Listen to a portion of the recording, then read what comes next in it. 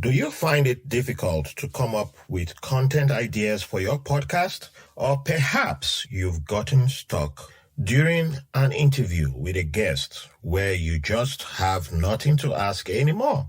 Try Poddex today. Poddex is the best all-in-one podcast idea generation tool. You get everything from podcast ideas to interesting conversation starters for interviews, engaging discussions, for your live streams, and even social media content ideas. With this tool, you don't have to spend weeks trying to come up with content for an episode or unique questions for your guests. Just shuffle the cards and pick one at random. Hit the record button and get started. Now you can make better content, have more fun while you're at it, and get your viral moment, all with Poddex.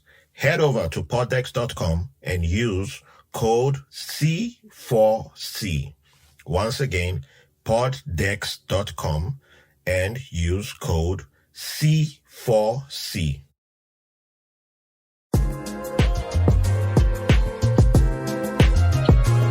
Hi, I am Raphael Harry.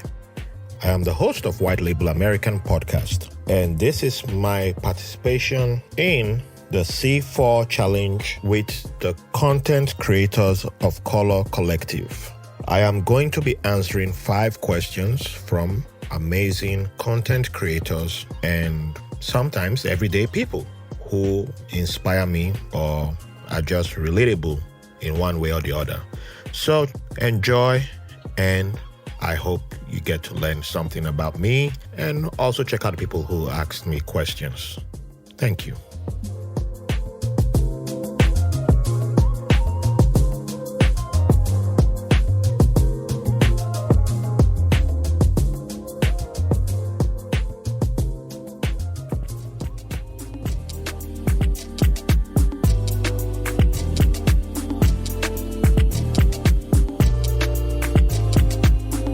Welcome to day 21. So we've been doing this for 21 days straight. Black History Month, history been made with the C4 Challenge. Don't you ever forget. So let's begin. Today's questions are from Stephen Ahone, aka Fab Sledge. He's a longtime friend of mine. My early days on the internet, when I started having internet freedom. Steven was one of the first people that I came to know, and yeah, we've always been in touch, even though we've never met in person. He's become like a brother to me, just funny enough. Maybe when we meet in person, I'll be like, man, get,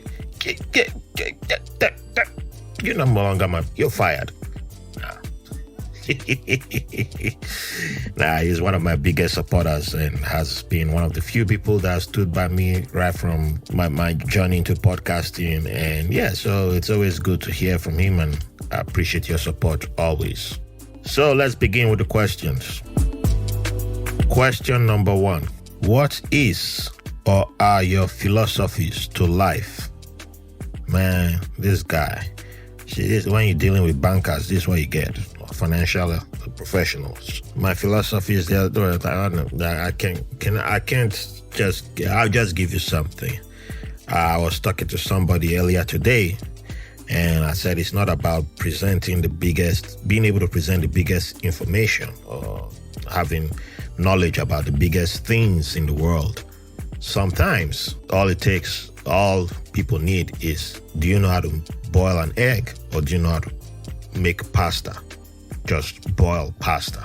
Just pasta. And you'll be surprised how many people don't know that. You know, it's always focusing. We always focus on the biggest issues, the biggest things, the biggest headlines, and ignore the small details. And there you have it. It's always in the small details. No matter what's happening, it's always in the small details. You don't have one dude who just becomes a mega or serial rapist all of a sudden. It's always in the small details. Someone chose to ignore it for a long, long time. You don't just have, people wake up one day and like, oh, got to cancel this guy. No, not cancel. I don't believe in cancel culture, but remove this guy from this platform. But over the years, the person has been, it's like, we have the West Ham situation right now, the happening to Zuma. Yes, what he did was wrong to the cat, but look at how strong the reactions have been in comparison to soccer players who have actually been racist. The same club that had a player make a fascist do the Nazi hand salute because he loves Mussolini. And you can see the reactions. I saw that, and so it's always in the small details. How do you respond to the small details? It's always the small things that end empires. It's not the biggest thing. It's not the biggest threat. You don't handle the small issues, then it becomes a bigger issue tomorrow. So it's always in the small details. And I think that should be the philosophy that fixes all. So if you don't know how to boil pasta, go learn how to before you go cook that 5-star course meal or whatever.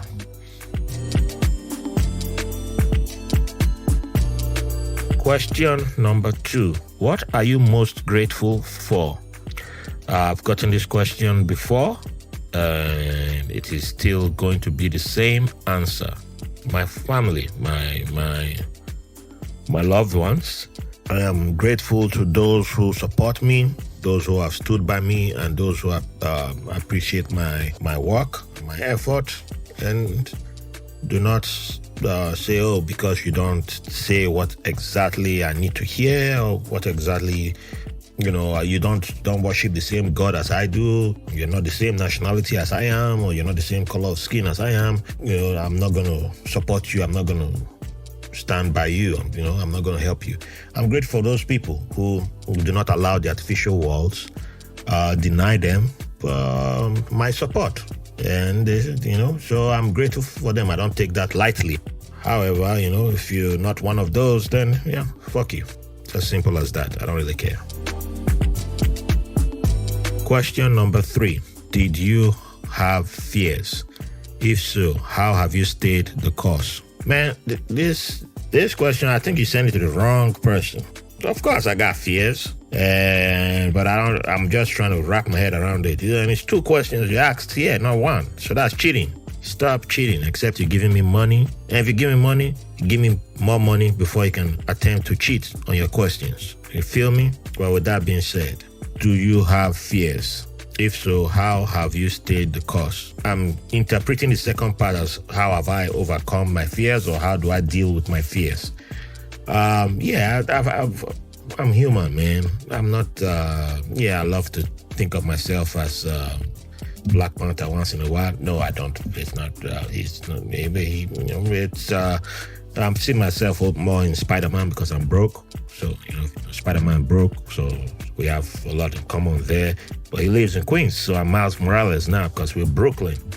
However, there's, you always, the way we grew up, it was always like, if you do not do what everybody was doing, you don't have a house by age 30, you don't have 2 cars, you don't buy a car for your wife, you're a failure.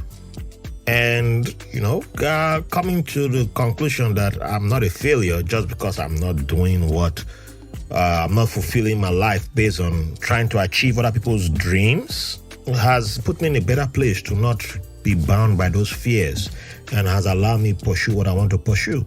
So, I think that's the fear that I will share for now. There are other fears that come up, like, I had the fear of my voice, which, you have no other option than to record yourself, keep recording and playing and listening to yourself, or allow other people listen to what you have to say. And when you allow other people listen to what you have to say, it's there that, if everybody is complaining, oh man, this voice sucks, oh, I hate this voice, Okay, but that also tells you the type of people you consider your friends. If you just play an audio of yourself speaking, and the first thing they zero in is your voice, and they don't like your voice, then are they really your friends? because there's always, not every criticism is constructive. So you have to be aware of that. And yeah, so the moment I came to that awareness that I don't really need 24/7 criticism from people, and I don't need to rely on that, and I can do what I want to do and improve at my own pace and still achieve excellence, then why limit myself to the fears? And now I'm taking part in this challenge. I was afraid of doing it. You can ask Sean Connors and most of the guys at the Content Creators of Color Collective, and you can see that, I was scared to dip my toes in the water. So now that I've done this challenge for 21 days now, I am even beginning to get more ideas about things I would like to try. I'm talking to somebody, we're cooking something up, and it's too early to make an announcement. But that's part of the fear, part of conquering the fear, part of, learning to live with the fear, not letting the fear dominate me. We shouldn't allow our fears dominate. We are humans. We evolved from creatures that were just running from wild animals to who we are today. That's what I believe. So, yeah. Question number 4. Reflecting. What is one thing you regretted not doing or saying? This Bobo can ask some kind questions. One thing I regretted not doing or saying. Well, if it comes to doing, it's a regret. I should have, instead of coming to Abuja in end of 2009 to go pursue love, I should have done what I wanted to do then, which was travel to like 3-4 countries, and done my own thing. And I also repeated the same mistake again when I was in Bahrain. Instead of pursuing my travel to go deeper into Asia, I was like, who's going to come with me? Is somebody going to come with me or not? Someone going to come with me or not? I was waiting for someone to come with me. Man, just jump and go. Go, enjoy your life. Look at Black Man, the Traveler. He's a guest who has been on the podcast, and I'll be interviewing him again. He's all around South America right now, and that brother is the boldest human being I've ever seen. That guy is going well. Oh, my goodness, man. So forget that. What is one thing I've regretted not saying? You want me to start listening to all the women who I was like, hey, and then run away. Yeah, I was, for a long time, I couldn't say what I wanted to say, And if I found the person that I am today, I don't know if I'll be with my current partner, but I'm glad that I'm with my current partner because she came at the right time for me. But so previously there were a lot of women who I came into contact with, and it was like, whoa, this woman is great, this is beautiful, and hell no. What if I say I would like to go out with you, and she says, oh hell no, you two this, you two that, and whatever, and I won't say anything. So I don't know. Even at my command, stepping up and speaking for myself without waiting for my boss to take the fight. Sometimes there is something as simple as that. But I don't really regret that because I know I was not mentally in the right place. So it was something that I guess had to happen for me to grow into the person that I am today. So I don't really consider that a regret.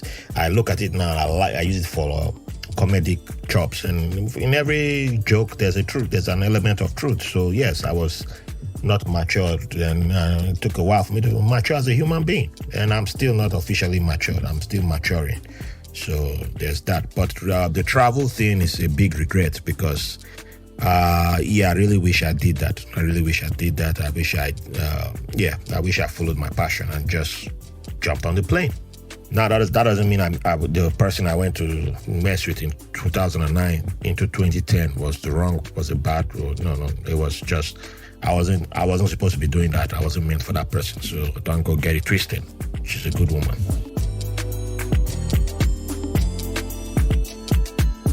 Question number 5.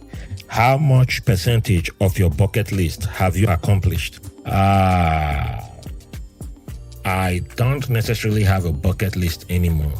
However, there are things that I like, and there are things that I'm like, I would love to fulfill this or do this one day. Is that really a bucket list? I don't know. But I don't know how to quantify the percentage of my bucket list. I'm just about to turn 40, and there are people who've started fulfilling what was on their bucket list in their 50s. So technically I have time. If I say yes, I've only achieved 10% of what's on my bucket list, then I don't know how to quantify that. But however, I know that the day in 2015, yes, October 2015, when I went to the Javits Center for the New York Comic Con, that was definitely a bucket list experience. And since then I've been going. That's my religion. That's my pilgrimage. And that first time I went to Comic Con, just being in there, that's to me, that's something that I will never forget that moment. It's a bucket list moment. Someone might say, what about having your daughter, becoming a dad? Wasn't that part of the bucket list? No. I did not want to have kids for a long time. And until I met my partner, until I met my Mrs. Verena. And that began my slow change into being open to parenthood. But I don't think I had, when I was like 16 to 18, I had some weird bucket list that, by the time I'm 26, I'll have 4 kids, have a house. Like, that was just ridiculous. So I'm not going to apply that. I dropped that type of goal setting or bucket list achieving a long time ago. Now it's as it comes, So there are lots of countries that I would love to visit, lots of places I would love to visit and go to. Are there bucket lists? Maybe. But I know I will do it. So it's just a matter of time.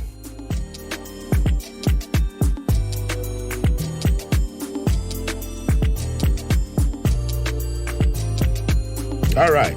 Thank you for the questions. Stephen, I owe you one knock on the head because you were trying to go some places that I was wondering. But yeah, appreciate you always. Love you. Take care. Keep rocking and making us proud. We are proud of you and all that you do.